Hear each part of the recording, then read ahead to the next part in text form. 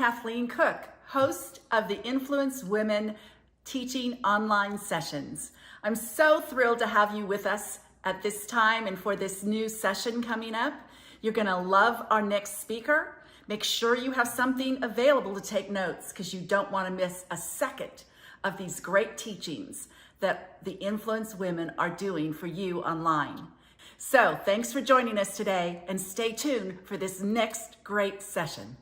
So as everyone saw during the registration, that the title of this workshop is The Trailblazing Woman, a Force for Godly Change. And those are a lot of words that usually grab people's attention, but everyone doesn't fully understand, like, what is she talking about? Trailblazing, and how are we trailblazers, especially when it comes to God and things of that nature. So we're going to be talking a lot about our assignments tonight, and specifically what it is that God is commissioning women in this hour to do. So a little bit about me before I get started, so that you know more about the person that is on the other side of the screen and on the other side of your speakers if you're just listening. So I am the founder of a God Shift, where the entire premise of my ministry and my podcast is to mobilize world changers to uphold Christian values and advance the purposes of God. That's the first prong of it. And then the second prong of it is for us to mobilize other people, especially women leaders, to blaze that same trail. Because how many of us know that if there's only a handful of us that are trying to affect change, it's less difficult for us to have the maximum or the potential amount of impact. I'm a minister, I'm a speaker, I've written several books. I am the host of an award-winning podcast, also called A God Shift, and I am a television show host as well. And all of this kind of came about for me because in September of last year, so at the time of this recording, that would have been September 2023, since I obviously don't know how many years this is going to be in existence. And I've noticed a theme that the Lord usually tends to speak to me specifically about assignment in the month of September. And so last September, the Lord told me, Shayna, I'm calling you to raise up an army of women that is going to recover and restore what is out of place. Now, I've got to be honest, I threw my 3 to 4 minute toddler tantrum and was like, Lord, I don't want to do that. And not because we hear a lot of women say, I don't get along with women, or I don't work well with women, or women have been, mean to me, or whatever the case may be. I've just always worked really hard, whether I was in the marketplace or whether I was in ministry, to have and you can't see me, but I'm air quoting, a brand that was not specific to any particular gender, that was not specific to any particular race. And so I really struggled with the fact that the Lord was asking me to focus specifically on women.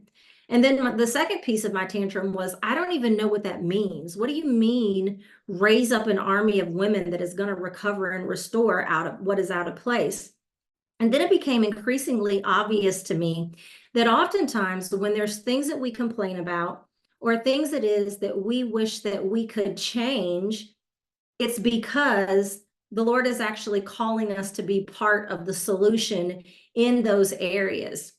And so I really took the time from September to January to think about, what is this notion of this army of women that I'm raising up, that I'm calling Kingdom Trailblazers, which, by the way, is not novel. I'm not the only person in the world that uses the terminology of Kingdom Trailblazer, but I really thought about, what does it mean as a female leader who is also Christian to be in an army of women, to be a trailblazer that is going to help recover and restore what is out of place. And much of what I will be sharing tonight is what was developed as a result of that assignment that the Lord gave me last September.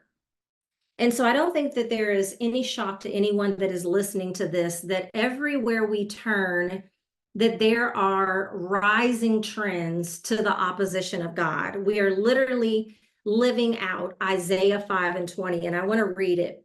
I'm reading it out of the New Living Translation, and it reads, Isaiah 5:20.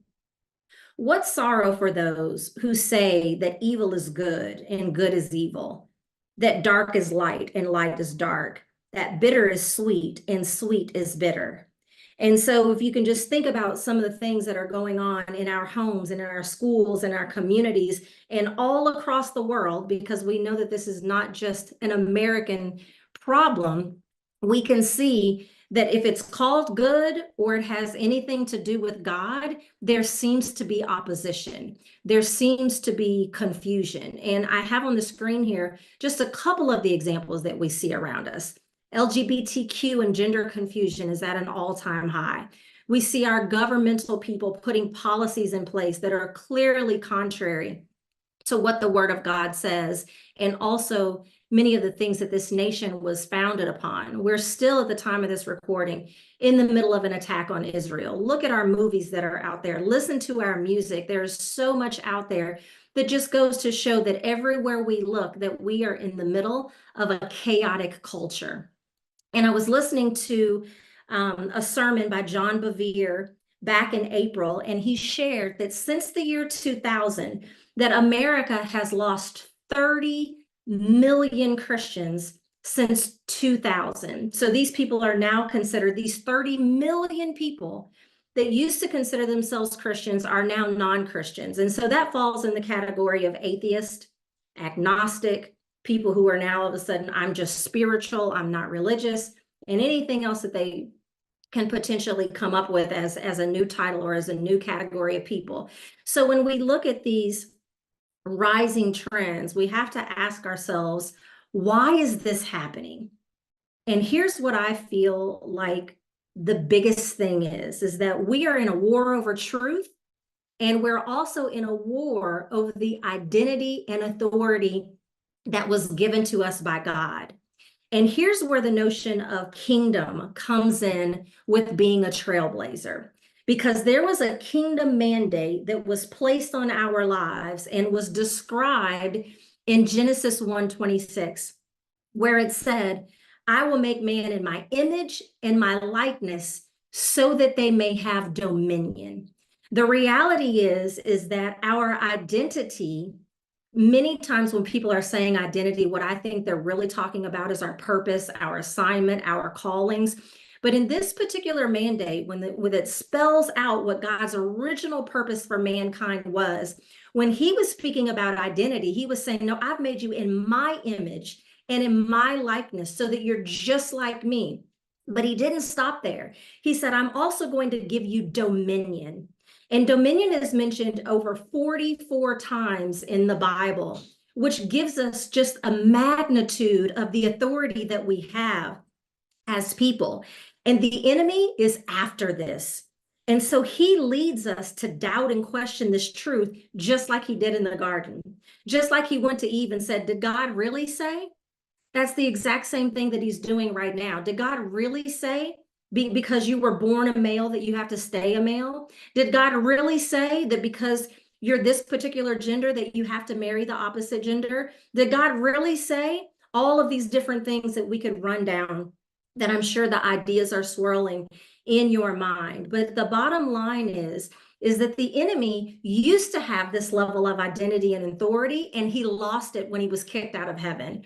And he's so upset about that he's after this identity and authority, which is why he's causing so much chaos in the world and why there are so many agendas and things that are taking place in the world, because it's a threat against the truth that is in the word and the identity and the authority given to us by God. But the Lord is commissioning women in this hour to be part of the solution. But the question is how? And I believe that that's why you're listening to this workshop, is because you want to know, how are you part of the solution in returning the world back to God's original purpose that was spelled out for us in Genesis 1:26? Well, I'm glad you asked, because I believe that God has always used women during pivotal moments. If we think about in the Bible, Deborah was used to defeat the Canaanites along with Barak. Gabriel came to Mary, pivotal moment. The serpent came to Eve, pivotal moment.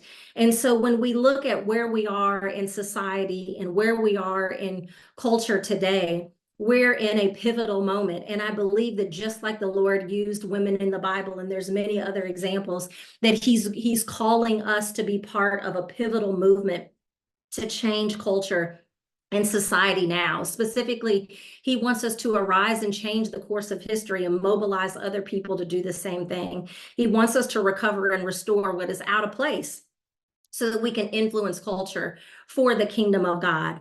And I have a quote here at the end of this slide that says, "A room stays dark until a light comes in." And I have that there because I want us to recognize that the enemy is not going to slow down. He's not going to step to the side. And if we're not willing to be a light that comes in, that all of the rooms that we're in, literally and figuratively, will remain dark. And that's what it is that the Lord is really commissioning us to do. So let's take a look at what we're called to do in a general way. And then I'm going to share some specific ways that we can play a role in our individual assignments. So we're going to talk about the ordered steps of a trailblazing woman. So I first want to talk about your assignment, because every single person that was placed in the earth was born with different assignments. Although we may be called in this hour to recover and restore what is out of place, to fight this war against truth, identity, and authority, we're all called to solve different problems and to solve them in different ways. And so part of our assignment should always be focused on reintroducing the kingdom. And what does that mean? Because when I look in the Bible, ever since Jesus came on the scene, his entire message was always about the kingdom. He never talked about getting us to heaven, because when the Bible says thy kingdom come, the entire thing that the Lord is trying to get us to understand, that this is about us bringing heaven to earth, not preparing us for heaven. So I want to talk about, like, what is the kingdom message? We talked a little bit about the first part, which is dominion. People have to understand that we have actually been given authority over every single thing in the earth except other human beings. And sonship. What is the definition of sonship? So if we think about a kingdom, it's usually a king and his citizens.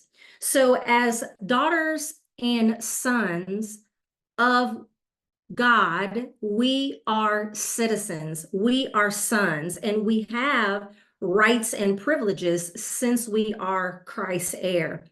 And Satan wants to keep us ignorant of this and keep us crippled. So what ends up happening is the very environment that we were created to dominate ends up dominating us. So that's why we find ourselves, and our audience finds themselves, in a constant struggle and held back due to those struggles, instead of taking authority over those struggles and overcoming them. The third thing that is part of the kingdom message is when it says to preach the good news. And the good news, in 3 words, is all about promise, power, and provision. And if we can understand the concept of dominion, sonship, and the 3 components of good news, this is going to radically change the order of our lives and the order of the lives of people that we are called to serve. And here's the good news, is that people will respond to this, because everybody wants power, life, and joy. And this is a spiritual reality that is readily available to every single believer.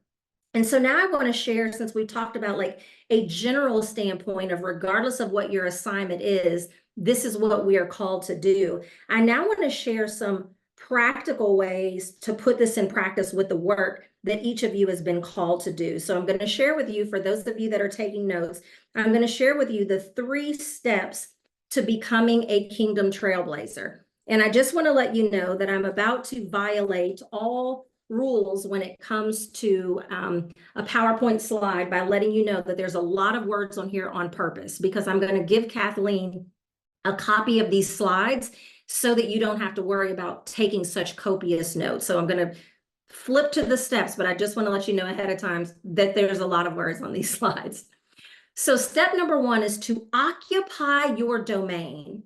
And your domain is the sphere that God called you to. So when we think about the areas of influence women, when we think about media, music, arts, leadership, entertainment, your domain can also include business, education, government.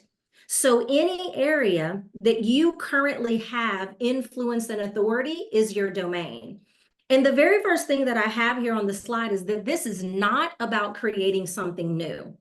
A lot of the women leaders that came to me at the beginning of the year when I started in this assignment, they thought they were going to come to me and I was going to teach them how to create a new platform. I was going to teach them how to put a new business in place. And this is not about creating something new, which everyone can just take a big sigh of relief because nobody has time for anything new, right? This is about stewarding the area of influence and authority that the Lord has already given you.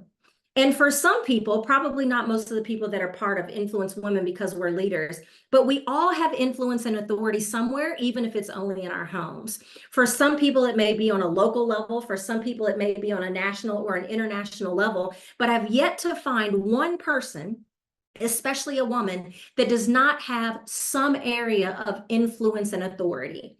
So this is about occupying what it is that the Lord has placed into your hands already. And I shared some strategies of how you can do that here on the screen. Number one, positive messaging. How can we incorporate faith-based content into our social media, our programs, our media projects? How can we begin to recommend books and podcasts and resources to the people that are assigned to our voices and what it is that God has called us to create? The next one, mentorship, so that we can encourage growth and accountability, especially with the younger generation. And as I'm going through this, I want you to just start thinking about how do you apply this to what it is that you're creating. Some of you may be creating movies or acting in movies. Some of you may have programs, projects, whatever it is. Obviously, since everyone is different, I can only get so granular. But as I'm going through these strategies, I want you to begin to think about how can you apply that to what it is that you're already doing. Next on here is to offer encouragement and support. How can you begin to share words of encouragement, provide resources for spiritual growth, and again, provide mentorship? Community building, create spaces for discussion and support through virtual gatherings. And then acts of service.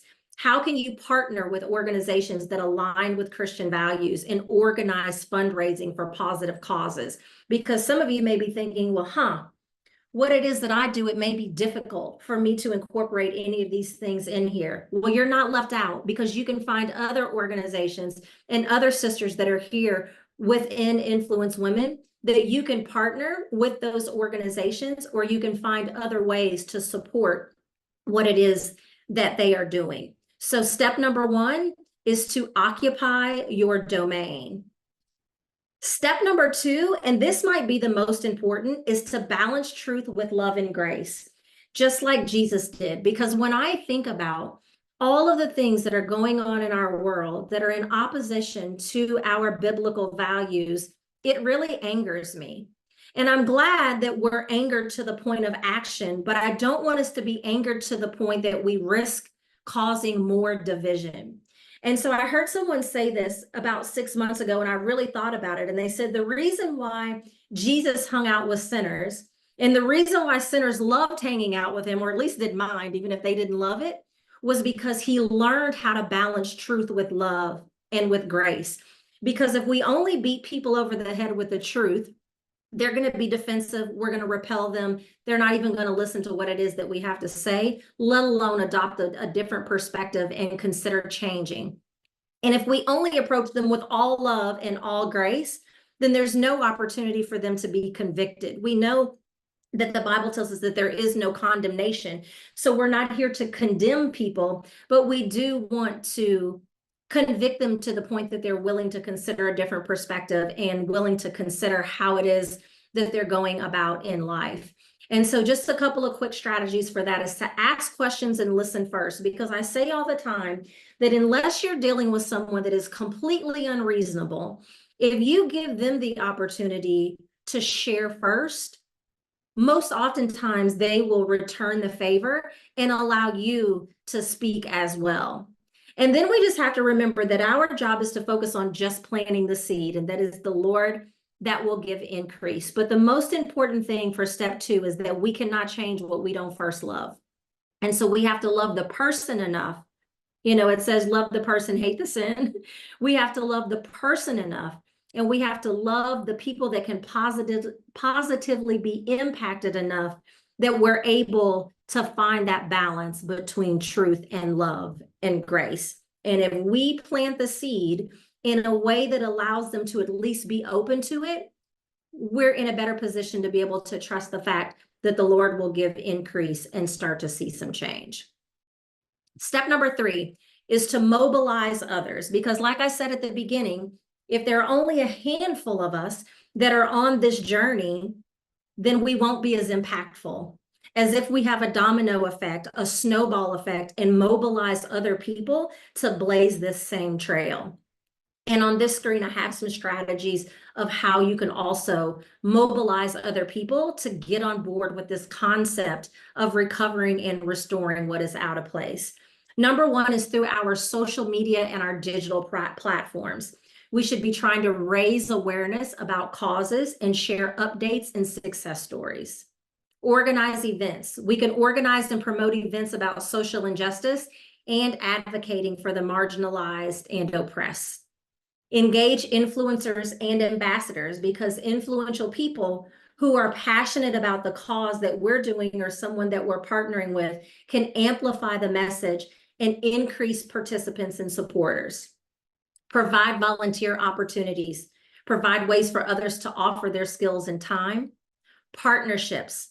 Collaborate with other organizations and groups with similar values to amplify efforts, expand reach, and resource sharing. And ask. You have to tell supporters to recruit other supporters, or else sometimes people just are not naturally going to do that. So step number 1 was to occupy your domain. Step number 2 was to balance truth with love and grace.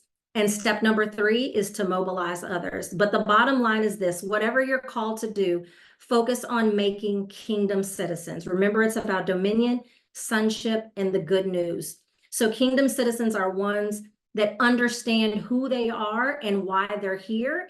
And this is how we can begin to change the world for God's glory. So now what? If you have not already, take the Kingdom Trailblazer Quiz, because there's 3 different types of Kingdom Trailblazers. And based on your specific type, there are going to be different things that you need to be aware of, that you need to avoid, and that you need to do.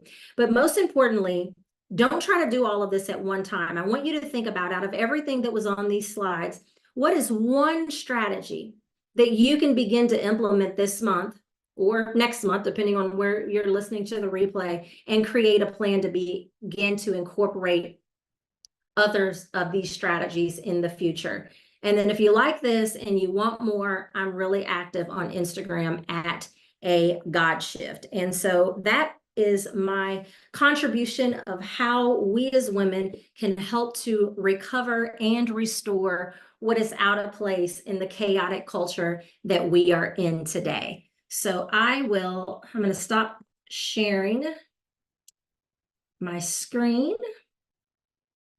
I will share my face and see if the ladies who are here have any questions. And if you're listening to the replay and you have a question, my email address is info@agodshift.com, and I would be happy to answer any questions that you have there, especially if you want to find out specifically how you can incorporate what it is that we talked about today into your individual assignments.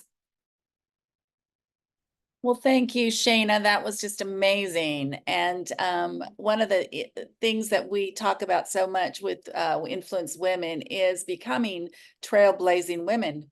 You know, how do we lead in this culture today? And you certainly laid out some beautiful things for all of us to be thinking about. So yeah, like I said, it's a little difficult because we're all in so many different areas and then so many individual assignments. So I was thinking, like, how can I give specific strategies, but knowing that there's no way that I can get down to a granular level without talking to individual people. So I hope Yeah. that there was something there that that people can begin to see how they can incorporate upholding biblical values into the specific assignments that God has given them. And that's so important. One of the things we focus on with Influence Women is that we are professionals working in media, entertainment, arts, music, and in leadership positions within those realms. And yet we come from a biblical foundation. Yeah. And so how do we lead well with our skills and talents, but have the undergirding and the power that God places in our hearts and minds, in our abilities, and lead and be those trailblazers, Yeah. cut a trail of creativity, cut a trail of artistic endeavors that can actually change our culture and change our world. So And if you think beautifully laid about some of us, we can do it in a much more direct way. I think about Alexandra Boylan, who is part of Influence Women. She out. produces movies and writes books, so she can directly put out content that is in favor of what it is that we're trying to spread. Other people, depending on who you work for, where you work for, what you do, you may have to, your approach may be more indirect, or you may have to get more creative. But I do believe that there's something that every single person, regardless of what we've been called to do, regardless of what our assignment is, maybe even for this specific season, that we can all find at least some ways to begin to incorporate these ideas into what it is that we do every day. Right, right. Sue, you're shaking your head. Any comments on your end? Well, I know that I feel like as a woman, I've had no choice. I had to be a trailblazer. And part of it was the arena that God called me into, and where and when. And so one thing that's helpful about being a trailblazer is learning communication skills. Mhm. Because often you are going to go into places where you are the first person representing, in my case, a woman in ministry. I was, for decades, the first woman that people heard preach or saw lead, or I'd go into meetings and it's all men and myself. Um, and so one of the things I think that's really helpful is learning to communicate in a way that even if they disagree in their mindset of something that you're trailblazing, if you communicate well, it's like God will make even enemies into your friends. Mhm. You know, if you keep showing up and you keep being consistent and you keep walking in excellence and you keep walking in the fruit of the Holy Spirit, you keep being perceptive. I just saw again and again how those bridges would be built. So I've never had a choice not to be a trailblazer. Um, However, one thing that's been interesting is I've raised four strong daughters and then adopted two sons.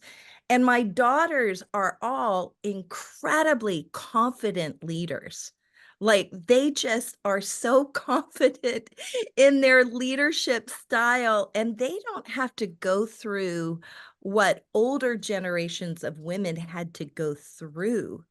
Um, they just and that's what you want. You want people to stand on your shoulders, and they'll have their own battles that they have to fight. But hopefully, in your trailblazing, you've pioneered a way for others and you've made the path straight so that it's easy for others to follow and then go beyond you.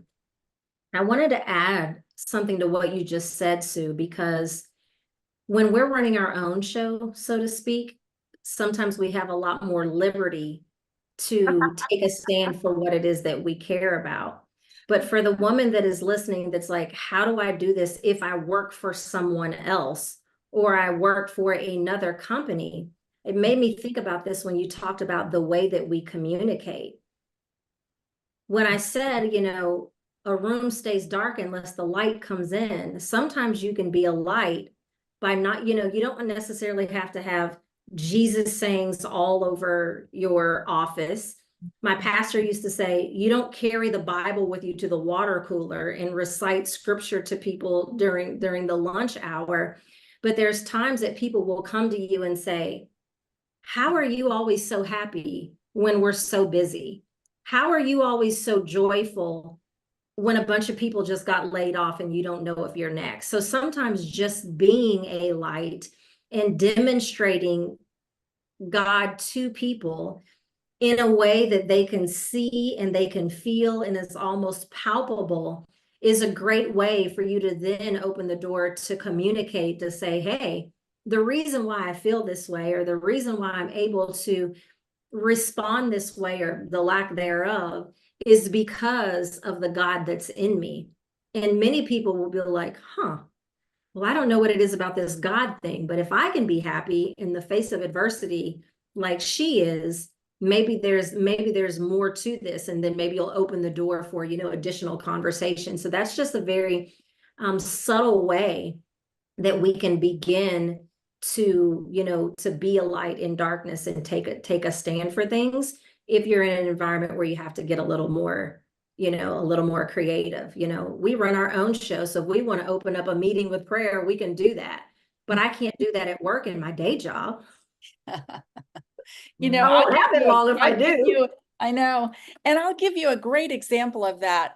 We have a good friend who was a writer for a very popular sitcom series here. And it was a challenge for him to sit around the writers. You get into a writer's circle or a writer's table, so to speak, with 6 or 8 writers on a show that, usually when you watch a comedy series or a series today on television, it's not just one writer usually writing those series, it's several, and they're all contributing something, especially in comedy. And so he's sitting around this table constantly, and there's a lot of challenging things that are being said around the table, and ideas, being thrown out from very liberal people who do not come from a biblical background. And he said, it was really quite interesting. I was criticized quite a bit for being around that table and working on that show. But he said, you had no idea what happens behind the scenes. He said, whenever somebody was going through a divorce, having problems with their children, having problems with other relationships in their lives, there may be a spouse or a friendship type situation, guess who they always came through and talked to about it in the end? Because my position around that table always showed a higher level of biblical wisdom that came through with just the pitches I was passing along, and the way I was changing actually even the storyline, sometimes from being very off color and very worldly, so to speak, from a Christian point of view, very liberal. And he said, I changed the conversation often. So people started noticing, hey, this guy's thinking a little bit different. He makes different choices. And so when they had issues, guess who they always came through? And he was able actually to lead several of them to becoming a believer of Christ because of his own choices that he made, and the way he was able to communicate his lifestyle, basically, that was very different. And people noticed. So people will notice, and a perfect example of what you're talking about, Shayna. So, Yeah. and I love your second thing that you talked about balancing truth with love and grace. I mean, that's really what we're talking about here, is communicating truth, but doing it with love and grace in those steps that you went through. That is how we become noticeable and a trailblazer and set aside. God calls us to be a separate people called by him. And so it's a perfect example of that. Loved that. Love it. And unfortunately, because, I said it's not about creating something new, it's obviously not about creating more division either. And unfortunately, I've seen many examples where Christians, even pastors of relatively large churches, are so dogmatic in their approach and so dogmatic when it comes to like a social justice issue that I question, do they not realize that what they're doing is causing more division than what, like when you take a medication and the side effects of the medication is worse than the symptom that you were taking the medication to begin with? It's like our approach, because we are passionate and upset about some of the things that are going on around us. Our approach is so off color, to use your word, and abrasive, and all of the things that we actually end up causing more division because of what it is that we're trying to spread the message about than what already started. And I'm seeing that every day on social media. It sickens me that at the time of this recording that there was an assassination attempt on former President Trump just a few days ago. And I'm seeing people on social media that are people that say they're Christian, but yet they're posting things that are jokes about someone being shot at. And I'm like, And killed.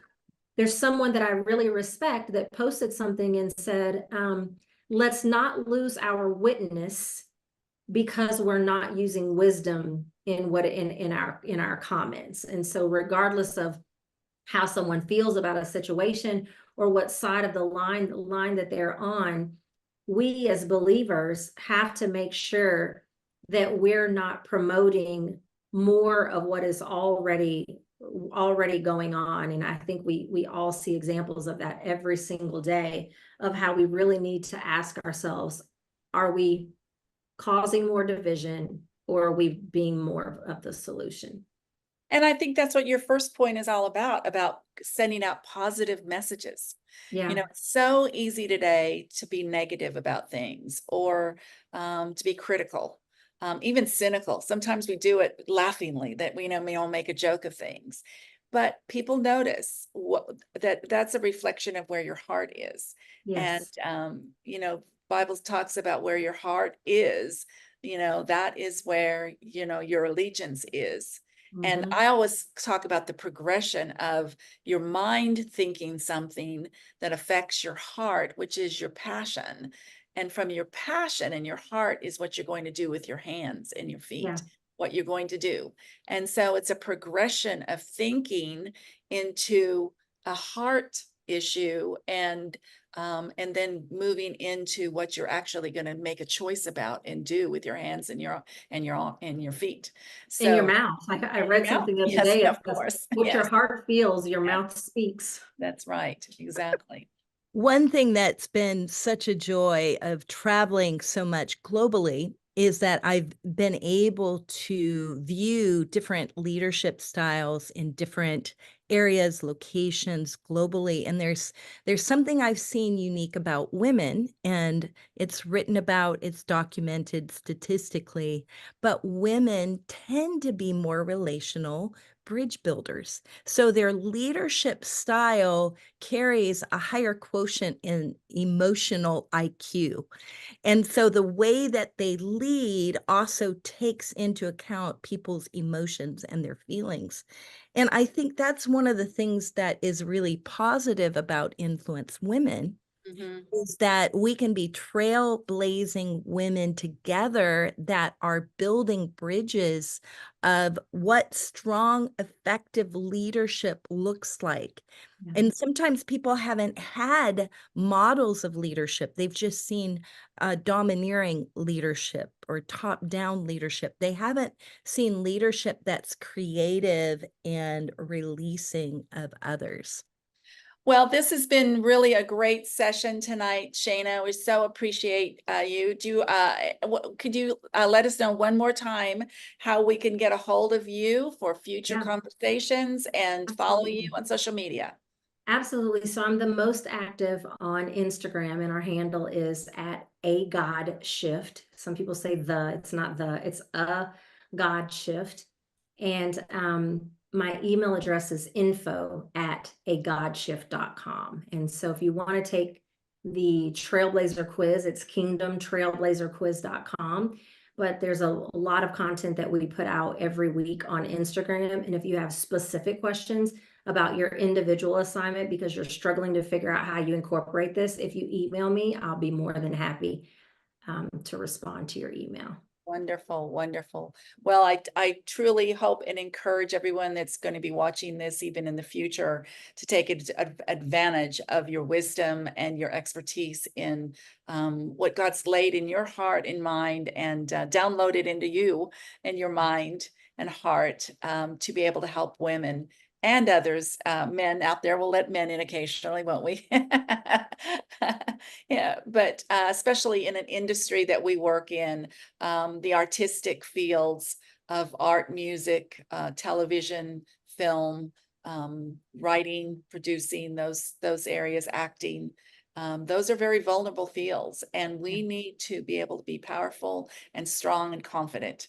That's what gets people attention. And this has been a very great, enlightful, and delightful session tonight. So thank you so much for being with us tonight and sharing with us. And thanks, Sue, for your contribution. We're excited to have you now as the Dallas chapter director for Influence Women. And I know the women in Dallas, in that part of the country, are going to really enjoy you and Shayna both, who will both be leading there in Dallas. And so excited to have you. So thanks for both of you being on tonight. And we look forward to what God's going to do with all of those who are watching this session, and teaching them to be trailblazers.